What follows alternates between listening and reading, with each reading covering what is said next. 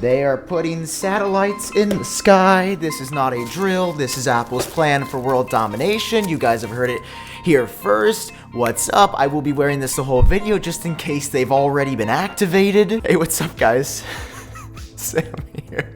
And yes, Apple is apparently using low orbit satellites with the iPhone 13. If this launches this year, it is going to change the world. And I know that sounds like hyperbole, it isn't. So as always, we have a great show today. Tim Cook's final product as a CEO, the legacy he wants to leave, has been revealed, and a recent acquisition by Apple Music that's, well, we'll have to go to a special place to talk about that. All right, you guys know what to do. Let's go ahead and jump in. So what are you waiting for? If you're excited for today's video, drop a like down below. It seriously helps me and the channel out. And click that subscribe button and turn on the bell for notifications so that you never miss a beat. What should we talk about first today? All right, usually I gotta get this one out of the way, the iPhone 13 satellite story, because it's a rumor from a credible source, and while normally I'd save it towards the end of the video because, full disclosure, I want you guys to keep watching, I'm just gonna give it to you now. Because this could change everything, and I know as a little fanboy with my little fan soup that I eat every day, it's easy to get too excited about something, or to let my excitement consume the story rather than letting the story speak for itself. But this time, I really believe the story speaks for itself. See, up until now, the iPhone 13 has sounded like a modest upgrade, but nothing as big as the iPhone 12, or I would even argue the 11 Pro before it. The cameras are getting bigger, there's some new video features, there's a faster processor and a better Wi-Fi chip. The design, though, is staying the same, and the Pro models are getting 120 Hz. So, nice upgrades, things we've wanted for a while. Maybe even like an always-on display could be coming to the iPhone 13. Still nothing truly innovative that I've seen on my radar. That is, until we get this fresh report from Apple analyst Guo Minshi, who is one of the longest running sources and has an extensive track record of sharing features before anybody else. Guo, who is over 75% accurate, says that there's going to be a new piece of hardware inside of the iPhone 13 series across the board, so 13 mini to 13 Pro Max, that allows the iPhone to potentially communicate with satellites if Apple turns it on in software. But the iPhone has been talking to satellites essentially forever. I mean, you have a GPS on your phone when you're going around, like there's a special thing that allows the phone to do that. This is completely different than a standard satellite. This is LEO, low Earth orbit satellites, that offer some additional functionality. Rather than specializing in your position, these will allow you to make phone calls or send text messages in areas where you don't have Verizon or AT&T or O2 or T-Mobile or any connectivity. Hypothetically, in the middle of the desert, in the middle of the rainforest, if you need to send a text or make a call, you'll be able to use these satellites on the iPhone 13 to make that happen in lieu of cell coverage. You can see now why I've got my hat on, okay? Because this could completely transform the way that communication happens. And I know it's like, whoa, really? Like, this sounds kind of nuts. We have to pay for it. Is it free? Is Apple just going to give this to us? These are all answers we don't have yet. We have a million more questions. But if this happens this year, this would be game changing if you can now be anywhere in the world and talk to these satellites and send texts or call people. To be very clear, my understanding is not Apple's going to give you free unlimited 5G ultra wideband data to stream YouTube videos in the middle of the desert. It's that you could make calls or send texts to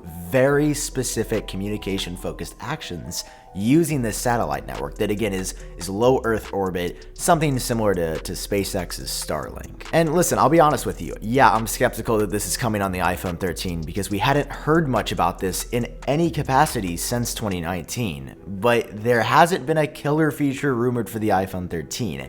And apparently a lot of Android phones are going to be integrating this into their phones next year. Each time a new iPhone comes out, it has a defining feature. You know, 5S had Touch ID, 4S had Siri. Could the 12S or 13 have satellite communication? I think it could. You might be wondering why I'm in the shower. Well, it's because it's summertime. It's hot as hell outside, and WeVPN just started their summer sale. You guys know that VPNs help you stay safer and more anonymous online, and there's a reason I use WeVPN instead of everybody else. The guys over at WeVPN are a group of industry veterans that left all the other VPN companies doing sketchy stuff with your data in order to make a product that not only gets better every week, but that also cares about you. On top of that, WeVPN allows you to unblock content on now more than 350 streaming services around the world, meaning you can watch shows that aren't usually available in your area area. I've used this and it's so cool. And right now there's a crazy deal happening. The summer sale is live, which means that for a limited time, you can get 74% off and 3 months of free service when you purchase a 2-year plan. That's just $2.59 a month. And on top of that, when you use code iupdate, you get an additional 10% off. Listen, there's a reason that I continue to work with WeVPN each and every single week, and it's because I use it and I believe in it. If you guys like what I do here on YouTube, then head over to wevpn.com/iupdate and get started today. All right, welcome back. And to cover this next story, we're actually going to be going to our bonus studio to talk about some recent Apple Music classical news.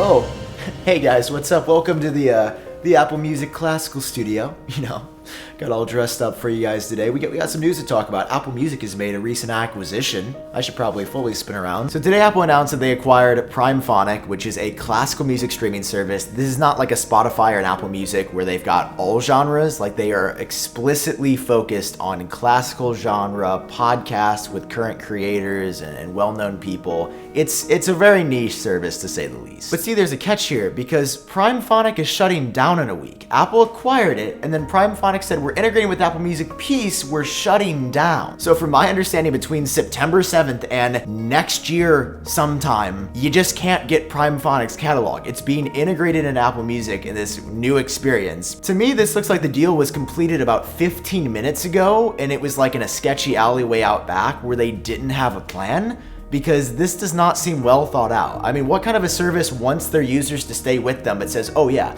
shut down, and then nothing for 4 months? So while it is weird right now, next year when this does launch, I think Apple Music is gonna pretty much have an unparalleled classical catalog. You could get that on Apple Music early next year, according to Apple and PrimePhonic. All right, now rounding things out was this wild tidbit from Bloomberg's Mark Gurman that talked about Tim Cook's legacy as a CEO. Broadly, in his Power On newsletter, he was discussing who could replace Tim Cook when Cook himself has confirmed that he's going to retire within 10 years. There were a lot of great options discussed, but the piece that really caught my eye was talking about Cook's legacy, right? Like, when you think of Steve Jobs, you probably think of two products, at least I do, which is the iPhone and the Macintosh. I mean, these were two things that changed the entire world time and time and time again. And for Cook so far, we've had AirPods, Apple Watch, but nothing that has been like everyone has this piece of technology that they didn't have 5 years ago. You know, the smartphone is the best example of that. See, we know Apple's been working on some big projects, some things that aren't coming for years, but that are absolutely each and every single day being worked on by teams of hundreds of the best engineers in the world. This piece reaffirms the fact that Tim Cook is heading towards retirement. I mean, the dude is gonna be 61 pretty soon. He's been at Apple for a long, long time, and he's done an excellent job of running the company. So while Cook has apparently been reflecting on his time at Apple, he's not done yet,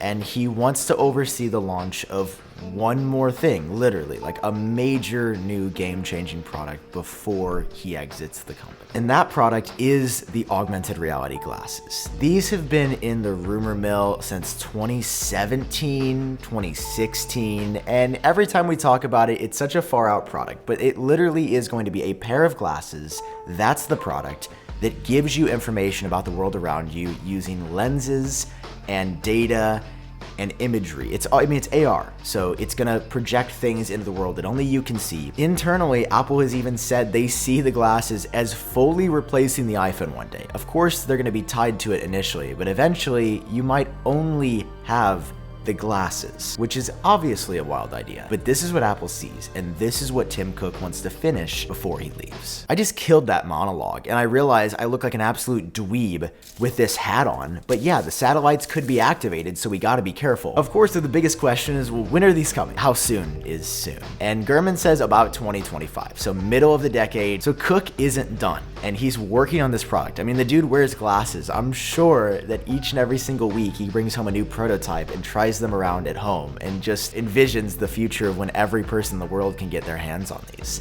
It's wild, and I wanted to update you guys on this because it's a very forward story, but it's also very personal and something I wanted to talk about. I hope you guys enjoyed Tim Cook's final product as the Apple CEO. The AR glasses, and they're still in the works. All right, hope you guys enjoyed this one. If you did, drop a like down below. I've been Sam, hope you're doing well. Catch you cool guys in my next video.